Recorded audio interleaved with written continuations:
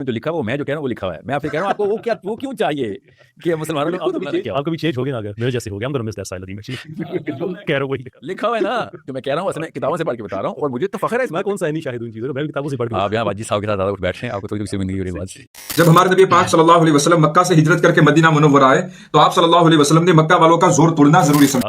تو اگر انٹرپریشن یہ دی جائے کہ وہ انہوں نے تو قافلہ خود ڈھونڈ کے ایک پرووکیشن کریٹ کی تھی معاذ اللہ اور اس کے بعد لڑائی شروع ہوگی تو پھر وہ کہنے میں حق بجانب ہوگا کہ دس از دی ہسٹری آف اسلام تو ہم بھی تو یہی کر رہے ہیں تو پھر اس کو ہم ریفیوٹ کیسے پروف کرنا پڑے گا کہ وہ اسلام کی ہسٹری ہے یا نہیں.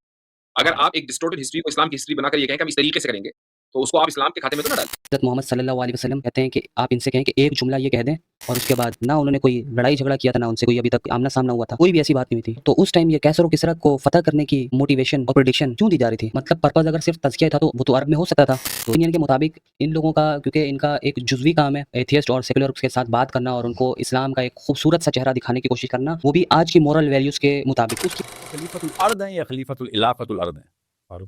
جس علاقے میں رہتے وہاں نہیں پوری دنیا میں کیونکہ پوری دنیا کے چپے چپے پہ گئے تھے آدم علیہ السلام. obviously not اس کو اچیو کرنے کا ایک طریقہ ہے. یہ ہم دیکھیں اس کو اچیو کرنے کا ایک طریقہ ہے نا کہ there is an ideal state کہ ایک آدم علیہ السلام آئے ہیں ایک ریلیجن لے کے آئے ہیں ساری دنیا ان کے ریلیجن پہ ہو. that is the ideal state. that's اللہ تعالیٰ requirement but it's not imposed on people. اس کے بعد کہ تمہاری مرضی آنا تم سب نے میرے پاس یہ میں سب ریلیجن کا لفظ کس نے یوز کیا سر؟ میں اکیلا مسلمان ہوں پوری دنیا کافر ہے یہ سمجھ لیں. ہاں میرا یہی ہے جو میں بھی بتا رہا ہوں. جب ہم ریلیجن کی بات کرتے ہیں اس نظام کی بات کرتے ہیں تو وہ میرے اور آپ کے ذاتی اوپینین پہ تو نہیں ہو سکتا نا تو ریلیجسلی گراؤنڈیڈ ہوگا. سر آپ میری بات سمجھیں میرا جملہ میں اکیلا مسلمان رہ گیا ہوں اور پوری دنیا کرسچن ہو گئی ہے یہودی ہو گئی کافر ہو گئی. میرا کام ہے پوری دنیا پہ اسلام کا سسٹم نافذ کرنا قرآن کا. Okay. Is that, do you understand یہ بیسس اسلام کی؟ Obviously I disagree with it. You disagree with I it. have to understand to be. تو اللہ کے نبی صلی اللہ علیہ وسلم کے اوپر آ کے یہ رول کیسے آپ نے کہہ لیا کہ ہاں نہیں وہ اکیلے مسلمان نہیں تھے پوری دنیا کافر نہیں تھی؟ Obviously yes. تو پھر انہوں نے کیوں کیا؟ انہوں نے یہ کیا ہے کہ اس کو امپوز پوری دنیا کو. That's the difference. Are you telling me he did not set up a law? قرآن کیوں کہتا ہے لڑو سورہ بقرہ میں لڑو ان سے جو تم سے لڑتے ہیں اور ساتھ یہ کہ جب یہ ذلیل ہو گئے ہیں جب وہ تو انہوں نے شروع کی تھی نا لڑائی مسلمانوں نے شروع. میں لا کی بات کر رہا ہوں. ایون دو آپ کا ایون لڑائی کے تھرو آ جائیں آسان میری کیس لڑیں آپ. ایون دو آپ کا ایک بڑا مشہور ہے کہ قافلے پہ اٹیک ہم نے کیا تھا people took that out of context as well. مجھے ایتھیسٹ نے بھیجا بہت سنے کہ یہ دیکھو کیا کہہ رہے سلمان کا تمہیں بدر میں قافلے پہ اٹیک ہم نے نہیں کیا تھا لیکن ایسا تو نہیں تھا قافلہ جا رہا تھا ہم نے سوچا کہ دس اسکول کا جا رہا ہے اس پہ اٹیک کر دو. تمہارا اٹیک ہے بدر کا 6 کر چکے تھے اور اس کے پیچھے بھی وجہ ہے ایسا تو نہیں کہ قافلہ جا رہا ہے اور اٹیک ہو گیا اس پہ. تو کیا تھا رسول صلی اللہ علیہ وسلم نے سوچا کہ یو نو وات قافلہ جا رہا ہے چلو اس پہ اٹیک کرتے ہیں. That's a good thing. No skirmishes were done by design. ان کی فائنینشیل نس کاٹنی تھی ہم نے لیکن کسی چیز کے رسپانس میں کاٹنی تھی نا. جی نہیں انیشیٹو میں مارا تھا. نہیں سر ہمارا نہیں. جی سر انیشیٹو میں مارا تھا. آئی ول ٹھیک ہوں پارٹ کاسٹ میں اس پہ ہماری ہسٹری جو ہے وہ بڑی کلیئر ہے. اس پہ آپ کہہ رہے ہیں کہ ہجرت بھی ہو گئی اور اس کے بعد عبداللہ بن ابی جس کو پرابلم تھا کہ وہ بادشاہ بننے والا تھا وہ اس وقت بھی کفار مکہ جنہوں نے یہ لیٹر بھیجے تھے اپنے وفد بھیجے ہوئے تھے کہ انہوں پہ یہاں سے بھی اس کو نکال دو. عبداللہ خطر کا سردار ہے سر. نہیں میں بات کر رہا ہوں کہ جو جس نے مدینہ کا سردار بن رہا تھا نا تو تھا مطلب دی تھی سرداری واپس مطلب وہ سردار تھا دی کیا تھی سرمنی میں بیسیکلی وہ کیسے آگے بدر کی اسکرمشز کے میں عرض کرتا ہوں کہ کفار مکہ نے اس کو پیغام بھیج کے اس کے تھرو آرکسٹریٹ کیا کہ یہ جو ہجرت کر کے بھی یہاں آ گئے ہیں ان کو اپنے گھروں سے نکالو ورنہ تمہاری عزتیں ہم پہ حلال ہوگی. and he was about to do that. اس پہ اللہ کے رسول صلی اللہ علیہ وسلم نے اور قرآن میں آیت آئی جہاد کی فرضیت کی نہیں آپشن کی کہ اب ان کے خلاف کیا جا سکتا ہے. یہ وہاں پہ پیغام لے کے گئے کہ ہم نے ان کو یہاں سے بھی نکالیں اور یہ مکہ تو شام کے قافلے جو ہیں ابو سفیان کے اس کا کنیکشن عبداللہ بن ابی سے ظاہر کریں. میں وہی عرض کروں اور میں یہی کروں گی اس کے ساتھ مل کے اور عبداللہ بن ابی بھی یہ کام کرنے لگا تھا کہ ان کو یہاں سے نکالیں اور یہ کہ ان کی بھی عزتیں ہم پہ حلال ہیں. دوسری بات یہ تھی کہ وہ جو قافلے جا رہے تھے مدینے میں خدرج کا سردار ہے ٹھیک ہے وہ جو بھی 2 نمبری کر رہا ہے ابو سفیان کے قافلے اس کی سگنیفیکنس کتنی ہے اس کی بات میں نہیں کر رہا. میں آپ کو 2 چیزیں عرض کر رہا ہوں. ایک یہ فیصلہ کہ ہم نے ابو سفیان کے قافلے پہ انیشیٹو لیا. It doesn't accord with history. No, well, let's just say if it is so I have a problem. Where is this a problem? ایک ہائپوتھیٹیکل بات ہے نا کسی سے بھی اگر کہے وہ مجھے کوئی پرابلم نہیں ہے لیکن ہم ہائپوتھیٹکس کو ڈسکس نہیں کر رہے. میں ڈسکس کریں کہ ابو سفیان کے کفار قافلے پہ ہم نے انیشیٹو لیا. انفارچونیٹلی ریئلٹی میری چاہت پہ ڈیپینڈ نہیں کرتی ہے نا. نہیں دوسری بات آپ کو ٹیٹن میں ثبوت دے رہتا ہوں سر. آپ نے میں ایجوکیٹ ہونے کو تیار. 7 حملے ہیں اب بدر سے پہلے. I fully understand that. میں ان کے آپس میں جہاں پہ ہوئے ہیں اس کے پیچھے ایک سائیکالوجی ہے. اچھا چلیں آپ کو میں قرآن سے آگے قرآن کو مٹی چھوڑنے ایتھیزم کو چھوڑیں ان کو چھوڑیں. قرآن کیا ایسا ہے قرآن کی آیت کیا ہے تم تو چاہتے تھے کہ تم کسی اور قافلے پہ جاؤ, اللہ نے تمہیں دوسرے قافلے پہ کر دیا, مطلب فوج پہ کر دیا. اس پہ کون ڈینائی کر رہا ہے کہ قافلے پہ اٹیک ہوا تھا؟ میں آپ کو اس کا بلڈ اپ بتا رہا ہوں کہ پہلے کیا اور سارے ان سیکولرز کو مسئلہ یہ کہ انہیں آتے قافلے پہ حملہ کیوں کیا, ان کے یہاں پہ کیوں نا دماغ میں یہ کیڑا ہے ان کو کوئی بھی مسئلہ ہو سکتا ہے. میں آپ سے یہ کہہ رہا ہوں کہ there are two important factor جس کی وجہ سے قافلے پہ اٹیک کیا گیا تھا. ایک تو یہ تھا کہ ہجرت کے بعد بھی یہ لوگ چھوڑ نہیں رہے تھے, اور دوسرا یہ تھا کہ جب مسلمانوں نے ہجرت کی تو ایون قبائلی روایت کے بھی خلاف جا کے, اور جو مسلمانوں کی مدینہ مکہ کے اندر املاک تھی وہ بھی ان لوگوں نے اپنے قبضے میں لی, اور اس قافلے کے لیے وہ استعمال ہوتا تھا. اور جب قافلے کے پہ اٹیک کے لیے مسلمانوں کو جب انکریج کیا جا رہا تھا, یہ جملے تھے اس میں, تمہاری املاک ہے, وہ لوگ اس سے بہتر, اور ہمیں یہاں سے بھی نکالنے چاہ رہے ہیں, یہاں پہ ہماری عورتیں, ہماری عزتیں, یہ ساری باتیں ہو رہی ہیں. اس پہ پھر قرآن میں آئی کہ اب جو ہے ان پہ فرضیت کی نہیں آئی, لیکن جہاد کی آپشن کی آگے کب کیا جا سکتا ہے. اس کے بعد پھر فرضیت سورہ محمد صلی اللہ علیہ وسلم کی آیت نمبر 4 آ گئی, اس کے and then every thing change. وہ ایک پروگریسو ہسٹری ہے. سو we have to be very careful کہ قافلہ جا رہا تھا, کیا گیا چلو ٹھیک ہے اس پہ اٹیک کر دیتے ہیں. It didn't one down like that. ایک نہیں 6, ایک کے بعد 10 ہو جائیں, لیکن what trigger, this is the last one. Trigger کس چیز نے کیا؟ بتاتا ہوں سر. ٹریگر اس بات پہ کیا تھا کہ مکہ کو فائنینشلی ڈسیبل کرنا ضروری تھا. This is simple warfare, this is tactical approach of warfare. 53 سریے بھیجے تھے نبی صلی اللہ علیہ وسلم نے during the time of Medina. 83 total 53 اللہ کے نبی صلی اللہ علیہ وسلم نے سریے بھیجے. کچھ میں خود بھی شرکت کی, 33 میں خود میں شرکت کی ہے ٹیکنیکلی, 83 میں سے 30 میں سے, یا کیا تھا وہ سریے, کیا تھے؟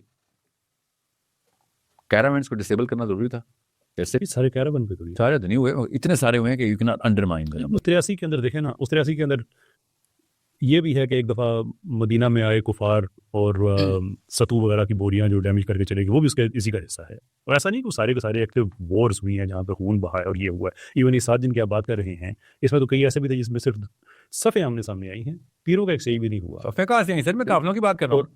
میں مجموعی طور پہ 6 باڈی گارڈ ہوتے تھے, 10 ہوتے تھے, ان کی کہاں صفیں بنی ہیں؟ 83 انٹریکشنز ہوں اور دونوں طرف سے 1000 بندہ بھی کام نہ آیا ہوا ہو, دین وی کانٹ سے کہ سارے آؤٹ اینڈ آؤٹ بگ جنگیں ایسے جیسے آج کل کے زمانے میں اس طرح سے ہو رہی تھی. No, I just sense that you don't want these sort of things to happen from a Muslim initiative. History as it is. I don't No, I'm not saying I don't saying this. want history to be something that it's not. That's not what I'm not saying کہ آپ ٹھیک کہہ رہے ہیں, history میں جو لکھا ہوا وہ میں جو کہہ رہا ہوں وہ لکھا ہوا ہے. میں آپ سے کہہ رہا ہوں آپ کو وہ کیوں چاہیے کہ مسلمانوں نے آپ کو بھی چینج ہو گیا نا, اگر میرے جیسے ہو گیا, ہم گonna miss that style Udyam actually. جو میں کہہ رہا ہوں وہی لکھا ہوا ہے نا, جو میں کہہ رہا ہوں اصل میں کتابوں سے پڑھ کے بتا رہا ہوں, اور مجھے تو فخر ہے. میں کون سا ہے نہیں شاہد ہوں ان چیزوں کا, میں کتابوں سے پڑھ کے. آپ یہاں واجد صاحب کے ساتھ زیادہ اٹھ بیٹھ رہے ہیں, آپ کو تھوڑی تو شرمندگی ہو رہی ہے بات سے. بیسیکلی یہاں پہ ساحل ادیم کا کہنا ہے کہ انیشیٹو مسلمانوں نے لیا تھا بدر میں. انیشیٹو اس لیے لیا تھا کہ انہوں نے ایک اسٹیٹ قائم کرنی تھی اور اپنا ایک دبدبا بنانا تھا. اور یہاں پہ کیسر احمد راجہ صاحب کا کہنا ہے کہ ڈیفینس میں اپنے انہوں نے کیا تھا کیونکہ ان کی مجبوری بن گئی تھی, تو اس وجہ سے انہوں نے یہاں پہ حملہ کیا تھا بدر میں. چلیں پھر ایک نقشہ ہے بدر کی جنگ کے حوالے سے, وہ دیکھتے ہیں, تھوڑا سا اور چیزیں کلیئر ہوں گی, تو پھر اس کے بعد میں آپ کو ایک اور چیز دکھاتا ہوں. قافلے جو ملک شام جاتے تھے وہ بدر سے ہو کر کے گزرتے تھے, اور بدر مدینہ منورہ سے قریب پڑتا ہے. جب ہمارے نبی پاک صلی اللہ علیہ وسلم مکہ سے ہجرت کر کے مدینہ منورہ آئے تو آپ صلی اللہ علیہ وسلم نے مکہ والوں کا زور توڑنا ضروری سمجھا, کیونکہ مکہ والوں کا زور توڑے بغیر جزیرت العرب میں اسلام پھیلانا مشکل ہو رہا تھا. جب آپ صلی اللہ علیہ وسلم کو اطلاع ملی کہ مکہ مکرمہ سے تجارتی قافلہ ملک شام جا رہا ہے, تو آپ صلی اللہ علیہ وسلم ان کا پیچھا کرنے کے لیے مدینہ سے مقام ذوالعشیرہ پر پہنچے. جب آپ صلی اللہ علیہ وسلم یہاں پہنچے تو ابو سفیان کا تجارتی قافلہ یہاں سے نکل چکا تھا. آپ صلی اللہ علیہ وسلم نے 2 صحابہ کو شام کے اس راستے پر مقرر کیا کہ جب وہ قافلہ لوٹے تو جلدی سے ہمیں تم اطلاع کرنا. جب وہ قافلہ لوٹا تو ان 2 صحابہ نے تیزی سے آ کر ہمارے نبی کو اطلاع دی. آپ صلی اللہ علیہ وسلم 313 صحابہ کو لے کر کے رمضان میں مدینہ منورہ سے بدر کی طرف نکلے. ابھی آپ صلی اللہ علیہ وسلم راستے ہی میں تھے کہ ابو سفیان کو پتا چل گیا کہ مدینہ سے مسلمانوں کا قافلہ نکلا ہے ہمارا پیچھا کرنے کے لیے. تو ابو سفیان نے 2 کام کیے. ایک کام تو یہ کیا کہ یہاں سے زمزم بن عمرو غفاری کو مکہ بھیجا کہ تم ہمارے بچاؤ کے لیے بدر کی طرف نکلو. دوسرا کام یہ کیا کہ راستہ بدل کے ساحل سمندر سے وہ نکل گیا. جب کفار مکہ کو اطلاع ملی تو 1000 کا لشکر بدر کی طرف نکلا. ادھر ابو سفیان کا قافلہ بچ نکلنے میں کامیاب ہوا. اس نے لشکر کو یہ اطلاع بھیجی کہ ہم بچ نکلنے میں کامیاب ہوئے ہیں, لہٰذا تم یہاں سے لوٹ جاؤ. لیکن ابو جہل ضد میں آ گیا اور تکبر میں آ گیا کہ نہیں, اب ہم بدر جائیں گے, وہاں کھائیں گے, کھلائیں گے, شراب پیئیں گے اور پورے عرب میں ہماری بہادری کا چرچا ہوگا. تو وہ یہاں سے آگے بڑھا. جب رسول صلی اللہ علیہ وسلم کو اور مسلمانوں کو پتا چلا کہ تجارتی قافلہ نکل چکا ہے اور مکہ سے لشکر روانہ ہوا ہے ہمارا مقابلہ کرنے کے لیے، تو ہمارے نبی پاک صلی اللہ علیہ وسلم نے صحابہ سے مشورہ کیا. تو مہاجرین صحابہ نے اور انصار صحابہ نے کھلے دل سے کہا کہ یا رسول اللہ آپ اشارے کریں، ہم اشاروں پر چلنے کے لیے تیار ہیں، حتیٰ کہ اگر آپ یہ کہیں گے کہ سمندر میں گھوڑے ڈال دے تو اس کے لیے بھی ہم تیار ہیں. یہ سن کر ہمارے نبی پاک صلی اللہ علیہ وسلم کے چہرے پر خوشی ظاہر ہوئی اور آپ صلی اللہ علیہ وسلم نے فرمایا کہ اللہ تعالیٰ نے مجھ سے 2 جماعتوں میں سے ایک جماعت پر غلبہ دینے کا وعدہ کیا تھا اور میں دیکھ رہا ہوں کہ کفار کے بڑے بڑے لوگ مارے جائیں گے. پھر آپ صلی اللہ علیہ وسلم نے بڑے بڑے سرداروں کے قتل کی جگہ بھی صحابہ کو بتائی اور دوسرے دن مقابلہ ہوا اور کفار کے 70 مارے گئے اور 70 قید ہوئے اور مسلمانوں کو شاندار فتح نصیب ہوئی. اب یہ بھی ایک مولوی صاحب ہیں یاسر ندیم واجدی کی طرح، تو ان کے مطابق قریش کا زور توڑنا تھا جس کی وجہ سے قافلے پہ حملہ کیا گیا. خیر یہاں پہ آپ کو بدر کی سچویشن سمجھ میں آ گئی ہوگی، تو چلیں اب ایک ویڈیو دیکھتے ہیں یاسر ندیم واجدی کی، اس کے بعد میں آپ کو کچھ فیکٹس دکھاتا ہوں. ہم بہت زیادہ گائیڈنس چاہیں گے اس لیے کہ یہ وہ گرے ایریا ہے جو سب سے زیادہ مس انٹرپریٹ ہو سکتا ہے.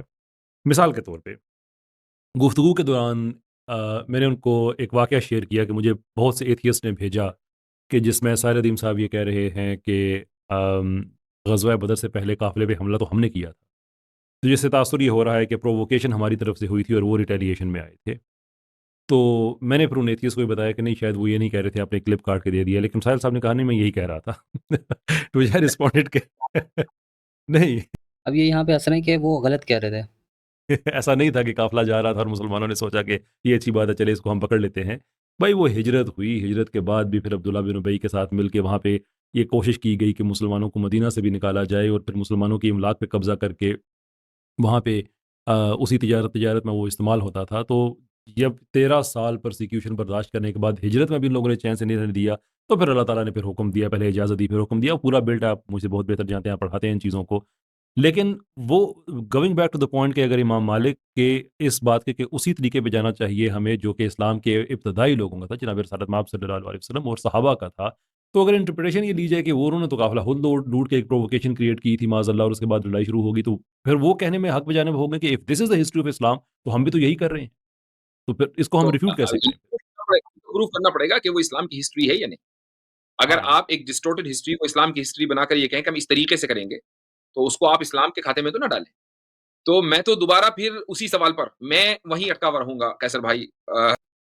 بیسیکلی ان کی باتوں کے مطابق غزوہ بدر ڈیفینسو تھی، مسلمانوں کی مجبوری بن گئی تھی یہ حملہ کرنا اور یہ ڈیفینس میں انہوں نے کیا تھا. اب آپ نے ساحل ندیم کی بھی بات سنی، قیصر احمد راجہ صاحب کی بھی بات سنی، اس میں جو مفتی صاحب کا پوائنٹ آف ویو ہے وہ بھی آپ کے سامنے آ گیا اور میں نے آپ کو نقشہ بھی دکھایا، اس میں بھی آپ کو کچھ چیزیں سمجھ میں آ گئی ہوں گی. اب ان کا یہ پوائنٹ ہے کہ غزوہ بدر ڈیفینس کے طور پہ ہوئی تھی. ساحل ندیم کو پوائنٹ ہے کہ وہ ڈیفینسو نہیں تھی، وہ ایک اسٹریٹجی تھی تاکہ ان کو کمزور کیا جائے اور اپنی ایک حیت بٹھائی جائے، کیونکہ انہوں نے ایک سسٹم قائم کرنا تھا تو اس کے لیے طاقت دکھانا ضروری تھا اور دشمنوں کو کمزور کرنا ضروری تھا. اس میں کون ٹھیک ہے اور کون غلط ہے؟ اب میں آپ کے سامنے 2 احادیث رکھنا چاہتا ہوں مکی دور کی، بہت ساری چیزیں کلیئر ہو جائیں گی. اس میں یاسر ندیم واجدی صاحب کا مائنورٹی والا مسئلہ اور یہ والا مسئلہ بھی کلیئر ہو جائے گا. یہ 2 احادیث آلموسٹ ہر مسلمان نے سنی ہوں گی، جس نے سیرت پڑھی ہے اس نے تو لازمی یہ سنی ہوں گی. پہلی حدیث ہے کہ قریش کے سردار حضرت ابو طالب کے پاس جاتے ہیں، ان سے کہتے ہیں کہ آپ کا بھتیجا ہمارے معبودوں کو برا بھلا کہتا ہے، ان کو سمجھائیں کہ ایسا نہ کریں. تو ابو طالب محمد صلی اللہ علیہ وسلم کو بلاتے ہیں اور ان سے کہتے ہیں کہ بھتیجے آپ کیا کہتے ہو؟ تو حضرت محمد صلی اللہ علیہ وسلم کہتے ہیں کہ آپ ان سے کہیں کہ ایک جملہ یہ کہہ دیں اور اس کے بعد عرب ان کے متی ہوں گے، مطلب ان کے انڈر میں ہوں گے، اور غیر عرب عجم ان کو جزیہ دیا کریں گے، مطلب ٹیکس دیا کریں گے. یہ مکی دور کی بات ہے. مکی دور میں ٹیکس کی بات ہو رہی ہے، مکی دور میں عرب کو انڈر میں لانے کی بات کی جا رہی ہے، مکی دور میں عجم سے جزیہ لینے کی بات کی جا رہی ہے. یہ جزیہ ٹیکس کون لیتا ہے؟ یہ مطلب خود بخود یہ دعوت کے ذریعے لوگ اگر کسی کو دعوت دینے جاتے ہیں ہم تو وہ ہمیں ٹیکس دینے لگ جاتے ہیں، یا گورنمنٹ لیتی ہے ان سے، گورنمنٹ کو دیتے ہیں. مطلب ہمیں ایسا ایک اسلام دکھایا جاتا ہے جس میں صرف تزکیہ ہے. اگر تزکیہ یہ تو یہ حضور صلی اللہ علیہ وسلم مائنورٹی ہوتے ہوئے، مائنورٹی مطلب اس ٹائم کتنے مسلمان ہوں گے؟ چند مسلمان تھے، چند مسلمان ہوتے ہوئے یہ بات کر رہے ہیں. اچھا یہ تو ہو گئی ایک حدیث. اب دوسری حدیث پہ آتے ہیں. مکی دور میں حضور صلی اللہ علیہ وسلم نے پریڈکشن کی تھی، بشارت دی تھی صحابہ کرام کو جب وہ مائنورٹی میں تھے، چند صحابہ تھے اور جن کا قریش مذاق بھی بناتے تھے اس بات پہ. حضور صلی اللہ علیہ وسلم نے بشارت دی تھی کہ تم کیسر و کسریٰ کے خزانوں کو اللہ کی راہ میں خرچ کرو گے، کیسر و کسریٰ کے خزانوں کو اللہ کی راہ میں خرچ کرو گے؟ تو مسلمان مائنورٹی میں کیسر و کسرا سے تو کوئی ایسی بات ہی نہیں ہوئی تھی، نہ انہوں نے کوئی لڑائی جھگڑا کیا تھا، نہ ان سے کوئی ابھی تک آمنا سامنا ہوا تھا، کوئی بھی ایسی بات نہیں ہوئی تھی۔ تو اس ٹائم یہ کیسر و کسرا کو فتح کرنے کی موٹیویشن اور پریڈکشن کیوں دی جا رہی تھی؟ مطلب پرپز اگر صرف تزکیہ تھا تو وہ تو عرب میں ہو سکتا تھا۔ تو یہ مکی دور میں کیسر و کسرا کو فتح کرنے کی بھی بات ہو رہی ہے، قریش اس کا مذاق بنا رہے ہیں کہ یہ کمزور سے لوگ، یہ 4-5 لوگ، ابو جہل مذاق بناتا تھا کہ یہ کیسر و کسرا کو فتح کریں گے، اور دوسری طرف عربوں کو اپنے انڈر میں لینے کی، مطلب حکومت کے انڈر میں لینے کی، غیر عرب سے جزیہ لینے کی بات کی جا رہی ہے۔ مائنورٹی میں ہو کے یہ بات کیسے ہو رہی ہے؟ تو ڈیفینس میں بندہ اس طرح کی چیزیں کیسے کرتا ہے؟ ڈیفینس میں لوگوں پہ حکومت بھی قائم کر رہا ہے، تو ڈیفینس میں کس طرح سے مطلب لوگوں کو اپنے انڈر بھی کیا جاتا ہے اپنی حکومت کے، اور ٹیکس بھی ان سے لیا جاتا ہے؟ یہ ڈیفینس میں کس طرح سے ہوتا ہے؟ یہ ڈیفینس میں یہ چیز پاسبل ہے کیا؟ میرے حساب سے تو یہ پاسبل نہیں ہے ڈیفینس میں۔ باقی ساحل عدیم کی بات میرے حساب سے تو ٹھیک ہے، کیونکہ قریش کو کمزور کرنا تھا تو اس لیے ان پہ حملہ کیا گیا۔ اب میرے حساب سے تو یہ بدر اور مکی دور والا میٹر یہ ان دو احادیث سے کلیئر ہوتا ہے کہ شروع سے ہی پرپس ایک تھا جس کے مطابق چیزیں اچیو کرنی تھی، پرپس تھا تو شروع سے یہ بتایا جا رہا تھا۔ اور دوسرا اگر بات کریں کیسر احمد راجہ صاحب کی اور یاسر ندیم واجدی صاحب کی، میری اوپینین کے مطابق ان لوگوں کا، کیونکہ ان کا ایک جزوی کام ہے ایتھیسٹ اور سیکولر کے ساتھ بات کرنا اور ان کو اسلام کا ایک خوبصورت سا چہرہ دکھانے کی کوشش کرنا، وہ بھی آج کی مورل ویلیوز کے مطابق، اس کی وجہ سے مجھے لگتا ہے یہ اس طرح کی باتیں کرتے ہیں۔ اور یہ کوئی پہلا معاملہ نہیں، اور بھی اس طرح کے معاملات دیکھے ہوں گے آپ لوگوں نے، میں نے دیکھے ہیں، اب میں اس پہ بات نہیں کروں گا، لیکن یہ خوبصورت دکھانے کی کوشش کرتے ہیں اسلام کو آج کی مورل ویلیوز کے حساب سے۔ کیوں آپ اس طرح کی چیز کر رہے ہو؟ اگر کسی نے اسلام قبول کرنا ہے کرے، نہیں کرنا نہیں کرے، آپ اپنی دعوت دو، آپ ایکچوئل اسلام پریزنٹ کرو۔ آپ کیوں ان کے مطابق، جو ان کے مطابق ایک اچھا چہرہ ہے وہ آپ دکھانے کی کوشش کرتے ہو، جس کی وجہ سے بہت سی کنفیوژنز اور مسکنسیپشنز شروع ہوتی ہیں؟ پھر پتہ نہیں میں اپنی بات صحیح سے کر پایا ہوں کہ نہیں، اسے سمجھا پایا ہوں کہ نہیں، لیکن مجھے لگتا ہے کہ اسلام کو نا بہت زیادہ کمزور دکھایا گیا ہے، بہت زیادہ کمزور دکھایا گیا ہے، خاص کر کے آج کے علماء کی طرف سے۔ باقی آپ لوگوں کی اس میں کیا اوپینین ہے؟ کمنٹس میں ضرور بتائیں۔